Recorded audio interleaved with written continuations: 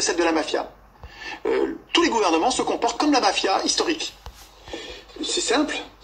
Vous terrorisez les victimes, donc vous tuez la moitié de la famille devant l'autre moitié. Donc là, ils ont bien peur, vous terrorisez les victimes, et le même qui a terrorisé, c'est ça le principe mafieux. Et c'est le principe des gouvernements. Si vous regardez, c'est incroyable. Hein. Le même qui a terrorisé, le même qui nous a enfermés, vous voyez, qui nous a, comment il dit, confinés. Le même qui nous a confinés, il se présente comme le protecteur. Il se présente comme le libérateur. Il se présente le même. Ça, c'est mafieux. Les mafieux. Le parrain de la mafia, il fait ça. Il te trucide la moitié de ta famille. Après ça, il te protège. Il te protège en échange de la docilité. Et tu deviens un esclave parce que tu peux pas faire autrement. Il te propose, c'est un contrat. C'est un contrat qui se refuse pas, tu vois. Eh ben, les gouvernements, c'est pareil. Là, ce qu'ils sont en train de faire, c'est mafieux. C'est du chantage. Ça s'appelle de l'extorsion. Quand ils nous obligent à nous vacciner en disant, c'est pas obligatoire, mais si vous vous vaccinez pas, vous pouvez pas bosser, vous pouvez pas voyager, vous pouvez pas accompagner vos parents à l'hôpital, vous pouvez même pas aller à l'hôpital si c'est pas urgent, vous pouvez pas aller au restaurant, vous pouvez pas c'est-à-dire qu'en fait, vous êtes comme des sous-hommes, comme dans un bantoustan, comme dans un apartheid, mais c'est pas obligatoire. Donc, c'est une obligation mafieuse, c'est un chantage. C'est vraiment, c'est incriminé dans le code pénal, hein, 312 du code pénal, extorsion. Extorsion avec intimidation, peur, c'est puni par le code pénal ce que fait le gouvernement. Ce bonhomme qui est au pouvoir, peu importe que ce soit Macron ou un autre, si c'était pas Macron ce serait un autre, si c'était Sarkozy, peu importe. Ce bonhomme qui est au pouvoir, qui se permet de me dire la vaccination sera obligatoire. Mais qui tu es pour faire cette horreur? Et nous n'avons aucun moyen de résister. Et ce sera même pour les enfants. Les enfants qui ne craignent rien dans cette maladie, ils craignent rien. Il y a 0 mort chez les enfants. Par contre, quand on les vaccine, il y a des morts.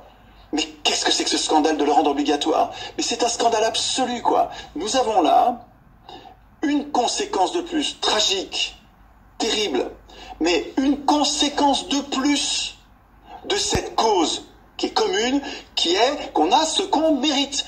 On n'a pas voulu se méfier des pouvoirs, on n'a pas voulu écrire les règles du pouvoir, on a laissé les pouvoirs écrire eux-mêmes les règles du pouvoir. Eh ben, progressivement, ça va se dégrader. Les exécutifs se sont émancipés, ils se sont affranchis de tout contrôle, ils n'ont plus rien à craindre, on peut dire ce qu'on veut, ils s'en foutent. Parce qu'il n'y a plus d'institutions, qui soient capables de nous protéger, de protéger l'intérêt général. Mais si on continue de protester en disant c'est quand même dégueulasse ce qu'ils font, mais c'est nul quoi, hein, c'est notre faute. C'est pas la faute des salauds. C'est des salauds, hein, mais c'est pas leur faute la situation, c'est notre faute, c'est nous qui les laissons faire. Relisez la Boétie, quoi, hein. Ils sont grands parce qu'on est à genoux. Et si on se lève, ils sont plus grands, ils sont tout petits. Bonjour les amis. J'avais envie de faire une vidéo aujourd'hui par ces temps de dystopie qui nous arrivent. Alors, qu'est-ce que la dystopie? La dystopie, c'est un récit de fiction qui dépeint une société imaginaire, qui est organisée de telle façon qu'il est impossible d'échapper et dont les dirigeants peuvent exercer une autorité totale et sans contrainte de séparation des pouvoirs sur des citoyens qui ne peuvent plus exercer leur libre arbitre. Alors, je vous renvoie au cultissime roman de George Orwell 1984, qui en est une parfaite illustration, mais Hollywood n'a pas été en reste, parce que vous avez des films dystopiques comme Bienvenue à Gattaca, The Island, et surtout l'ultra connu Matrix. Donc on m'a transmis ce texte qui a été écrit par Alexandro Jodorowsky. Pour ceux qui ne le connaissent pas, c'est un artiste franco-chilien qui a été cinéaste, poète, essayiste, mais surtout il a été connu dans le milieu des thérapies nouvelles pour son travail sur le tarot de Marseille et la psychogénéalogie. Leur plus grosse erreur, ils savaient que le collectif humain atteignait une vibration très élevée, mais ils n'étaient pas conscients de la quantité d'âmes éveillées. Ils ont réalisé une erreur de jugement, et ils ont eu peur. Maintenant, ils ne se cachent plus, ils sont maintenant pressés de lancer officiellement un nouvel ordre mondial. Maintenant, leurs attaques sont directes et frontales, et les attaques vont augmenter. Ils vont essayer par tous les moyens d'empêcher les gens de se réveiller. Ils essaieront par tous les moyens que les personnes éveillées ne puissent pas communiquer afin de ne pas réveiller les autres. Ils tenteront par tous les moyens de faire en sorte que les éveillés soient considérés comme des fous ou des criminels. Alors nous sommes 66 millions de Français. Il y a 200 000 personnes qui manifestent dans les rues dans toute la France. Je pense qu'il faudrait arrêter d'en parler parce qu'ils ne représentent rien. L'énorme majorité des Français est pour la vaccination. L'énorme majorité des Français est pour le pass sanitaire. Il n'y a pas d'autre solution aujourd'hui. C'est pas parce qu'il y a 200 000 personnes égoïstes qui se baladent dans les rues. Je crois qu'il faut arrêter d'en parler. Ces gens-là ne représentent rien. Ils sont marginaux. Ils représentent rien. Et la majorité silencieuse est pour qu'on puisse se sortir de tout ça. J'en ai assez de tous ces gens qui nous disent que c'est une atteinte aux libertés que de demander la vaccination ou sinon d'en tirer les conséquences quand on n'est pas vacciné. Vous ne voulez pas vous faire vacciner, il y a des choses que vous ne pourrez plus faire. Vous êtes juste pour la liberté vaccinale, ça commence bien. Je vous pose une question toute simple. Cette question du vaccin, de la liberté d'être vacciné, dites-vous, ou non vacciné. Si vous tombez malade demain et que vous vous retrouvez à l'hôpital, qui va payer ? Quoi qu'il fasse, ça n'a pas d'importance. Le saut quantique a déjà eu lieu. Il est inarrêtable. L'humanité respecte déjà la terre-mère, l'humanité comprend déjà qu'il n'y a pas de séparation. Les âmes qui s'incarnent maintenant arrivent déjà en tant qu'enseignants. Il ne s'agit plus d'expérimenter, ils ne s'incarnent que pour enseigner comment aimer. Nous pourrons ou non assister à ce changement total, parce que la transition peut prendre 1 semaine ou 300 ans, mais une chose est sûre, il est inarrêtable. Quoi qu'il arrive pendant la transition, n'oubliez pas une chose, c'est vous qui vous êtes proposé pour être ici et maintenant. Quoi qu'il arrive, tout ce que vous voyez, vous êtes les moteurs du changement. Une seule chose est requise de vous, une seule. Ne soyez pas de la nourriture. C'est la seule chose que vous devez faire. Une chose simple, ne soyez pas de la nourriture. L'être humain est l'un des générateurs les plus puissants. Et si à une occasion quelconque vous vous sentez dans l'une de ces basses vibrations, changez ipso facto votre énergie.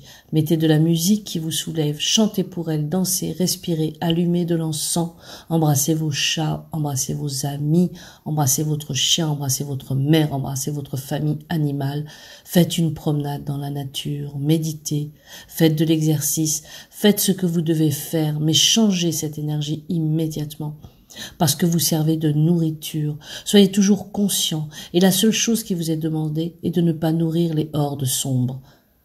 Nourrissez votre âme de tout ce qui vous aide à vous élever. Si vous vous habituez à vivre dans la fréquence de l'amour, votre réalité se transformera. Si vous vous habituez à vivre dans la fréquence de l'amour, votre réalité se transformera à votre volonté sans effort. Vous êtes un être puissant. Vous êtes inarrêtable. Ne craignez rien. Libérez votre esprit de la matrice.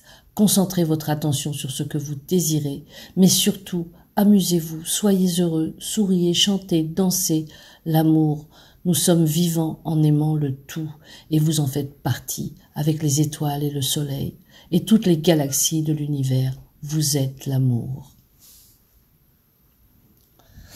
Voilà, ce texte, j'avais envie de vous le lire. Nombre d'entre nous, grande majorité, il y a beaucoup d'angoisse, d'inquiétude, de stress, le stress de ne pas pouvoir se projeter.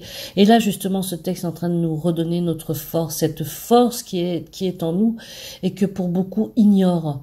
Ce texte, pour moi, veut dire la force vient de nous et de nous-mêmes. Il n'y aura pas de sauveur.